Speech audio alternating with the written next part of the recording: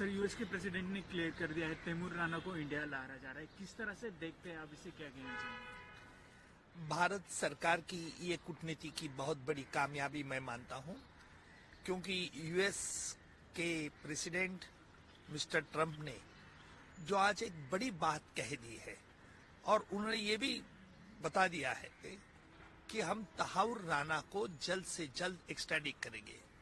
इसका मतलब दो निकलता है।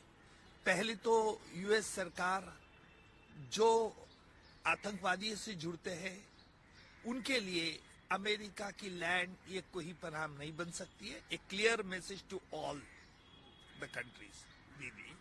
और दूसरी का जो यूएस सुप्रीम कोर्ट ने एक जो फैसला दिया था, जो तहाउर राणा की जो रिव्यू पिटीशन थी वो उन्होंने खारिज कर दी थी और इसमें यूएस गवर्नमेंट उसमें कोई दखलंदाज नहीं करना चाहता, ये बात भी साफ कर दिया। मैं समझता हूं कि इससे तहाउर राणा को लाने से कई राज ऐसे खुल सकते हैं जो अभी भी पर्दे के पीछे है। पहला राज तो यह है कि डेविड कोलेमन हेडली और तहाउर राणा ये बेसिकली पाकिस्तानी नेशनल थे। पाकिस्तान के आर्मी में तहाउर राणा डॉक्टर करके काम करता था।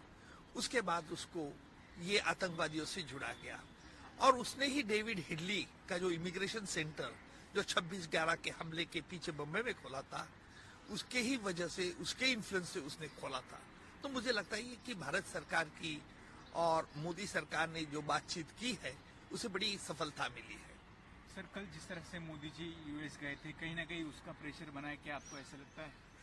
देखिए, मैं प्रेशर की बात नहीं कहूंगा, लेकिन ये बात जरूर कहूंगा कि मोदी जी ने एक जो अपना रिश्ता बनाया है यूएस सरकार से, पहले भी मिस्टर डोनाल्ड ट्रंप जी प्रेसिडेंट थे, उस वक्त मोदी जी ने जिस प्रकार की भाषा का इस्तेमाल किया था, उससे मुझे लगता है कि मिस्टर ट्रंप जी ने बहुत एक सीधे शब्द में कहा दिया है। जो जैसे रेसिप्रोकल टैरिफ के बारे में कहा दिया है कि हम टैरिफ लगाएंगे, लेकिन यहाँ कंपनियां खुल सकती है, ये भी उन्होंने आश्वासन कर दिया। रेसिप्रोकल टैरिफ की बात करें, मुझे लगता है कि ये बायलैटरल ट्रीटी जो होगी उससे भारत सरकार का भी फायदा हो सकता है। सर, तैमूर राणा को इंडिया ला रहा है, किस तरह से उसके ऊपर आगे की कार्रवाई होगी, क्या सजा होगी? देखिए, तहाउर राणा के खिलाफ एनआईए जो हमारी नेशनल इन्वेस्टिगेटिंग एजेंसी है, वो उनके खिलाफ चार्जशीट दिल्ली के कोर्ट में, एनआईए कोर्ट में दर्ज करेगी। उसके बाद सबूत पेश किए जाए।